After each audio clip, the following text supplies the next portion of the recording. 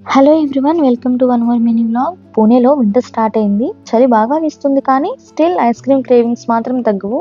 Ice cream తినాలనిపించి ఇలా బయటకైతే వచ్చేసాము. ఈ మధ్య నేను ఐస్ క్రీమ్ చాలా ఎక్కువగా తింటున్నా, అండ్ మా హస్బెండ్ కూడా అప్పుడప్పుడు ఇంటికి తీసుకొస్తూ ఉంటారు.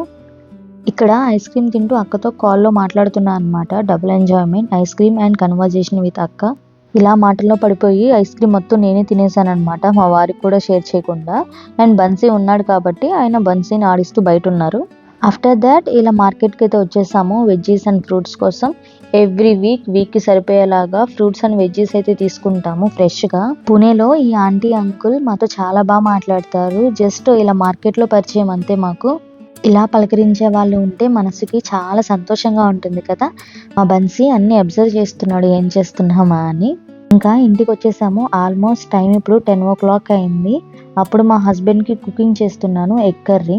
చాలా మంది ఆనియన్స్ని కట్ చేయడానికి అస్సలు ఇష్టపడరు, బట్ నాకేంటో చాలా ఇష్టంగా కట్ చేస్తాను.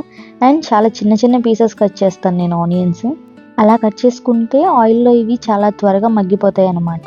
నేను కుకింగ్ చేస్తుంటే మధ్యలో బన్సీ వచ్చి అబ్జర్వ్ చేస్తూ ఉంటాడు, ఇన్స్పెక్షన్ ఆఫీసర్ లాగా.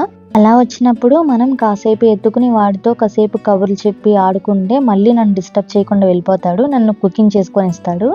అండ్ ఇలా అయితే మా వారికి నేను ఎగ్ కర్రీ ప్రిపేర్ చేస్తున్నాను. ఆల్మోస్ట్ ఎగ్ కర్రీ మేము ఎక్కువ నైటే ప్రిఫర్ చేస్తాను. నైట్ ఈ టైంలో బిగ్ బాస్ వస్తుంది కదా ఎపిసోడ్, అది మాత్రం అస్సలు మిస్ అవును. సో ఎంత పని ఉన్నా సరే ఆ పని చేసుకుంటూ ఇలా బిగ్ బాస్ అయితే కంప్లీట్ చేస్తున్నాను. That's it for today's vlog.